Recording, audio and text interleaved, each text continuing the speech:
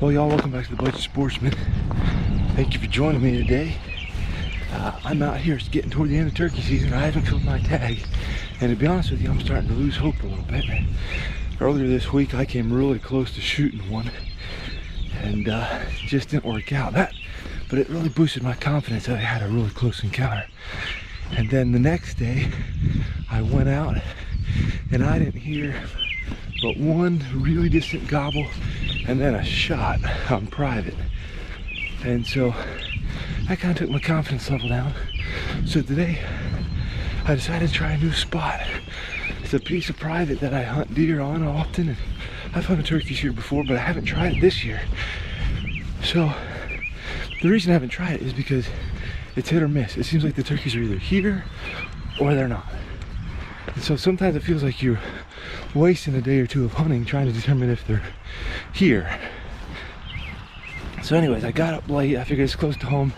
Well, it got light earlier than I was thinking it was. And I'm walking out here and I heard a gobble. So, I don't know. I'm just booking it up here. I've only heard them gobble once, but I'm hoping for the best. Wish me luck. Well, I'm up here in the timber where it's darker, but I finally just heard him gobble a second time.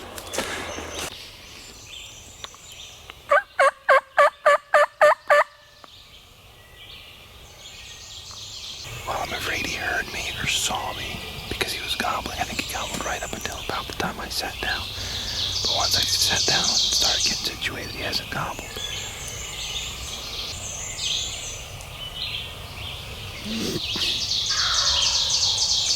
A bird just gobbled. But if it was the same one, then he already flew down and circled me.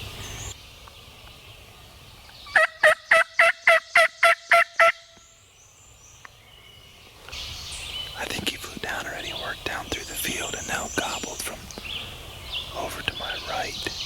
But he will not answer me.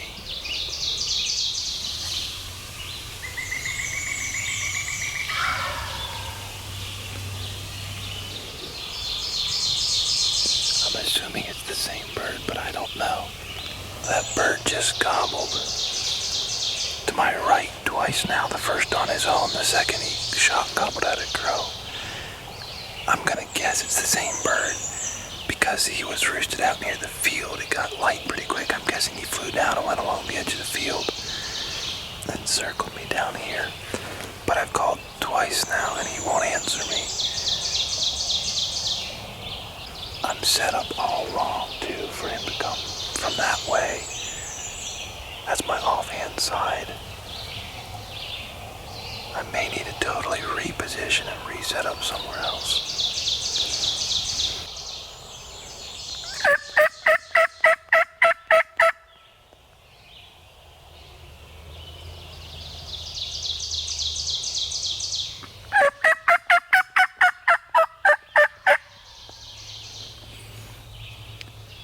He finally gobbled back at me. I'm gonna move my position.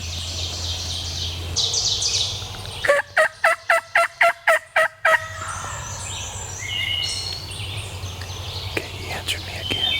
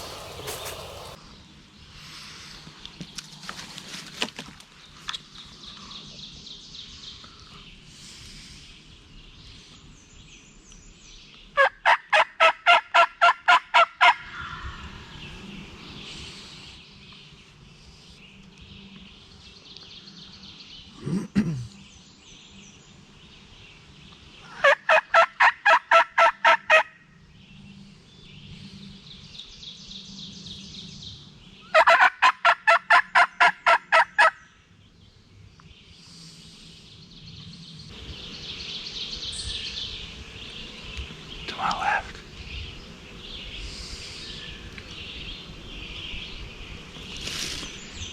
He's out the edge of the field strutting.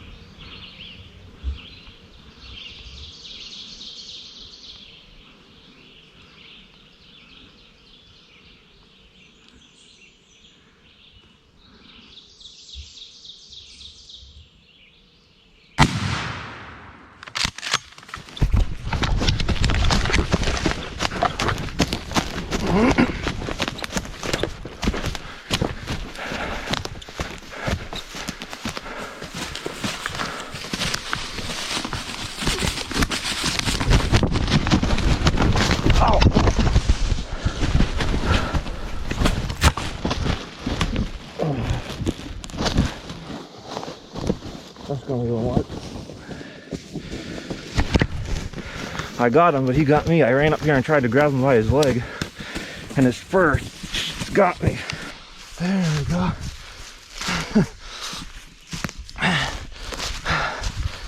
That hurt. He got me pretty good, I think. That was dumb. Well, y'all, sorry I didn't get that on video. He was roosted over here. There's a field edge over here. He went down, gobbled down there, and then I got him answering me again. And he stopped gobbling, and I was like, oh no. And all of a sudden, out here in the field edge, I saw him working his way up. And he turned and came totally to my left side, which is my strong side shot. That's fine. But there was no way I could get the camera to turn and shoot past me and get him on camera, and I wasn't about to mess it up. So never give up. Never give up. I about gave up this morning. I about gave up for the season. We got 3 days left, 2 days left of the season after today, and I finally got it done. Well, y'all, here it is, my first spring gobbler. And I want to talk to you more about that perseverance story in a minute, but I want to apologize first for not getting it on camera. I love to film my hunts, but as I said, this is my first spring gobbler, and I started to realize this past week that me trying to film it was probably not helping me to be successful. Earlier this week, I had a close encounter, almost felt like I was going to get a shot, and the turkey turned and walked off.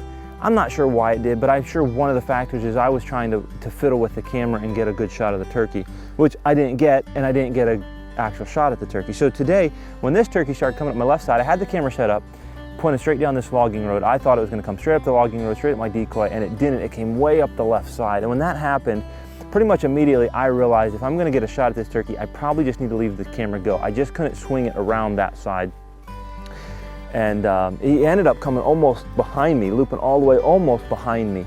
And so it just wasn't worth it. And I'm glad I made the decision I did. I got the turkey. This is my first spring turkey, as I said. And I just want to mention this. If you're new into a sport, especially turkey hunting or deer hunting or fishing, don't give up.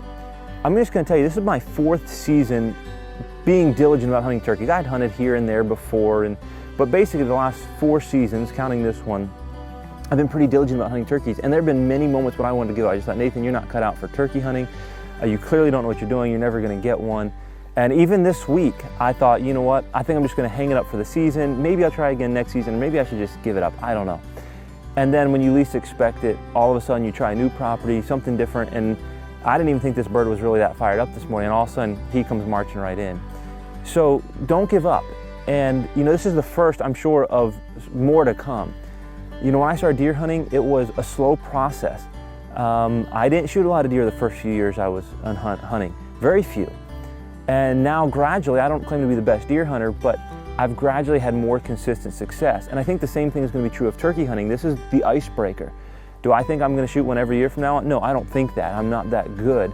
But I learned some lessons this year, and I stayed persistent, and it eventually paid off. So if you're starting into fishing or deer hunting or whatever it is, it's going to be slow at first probably. There's going to be a learning curve, and eventually you're going to break the ice and you're going to start getting better and you're going to learn things.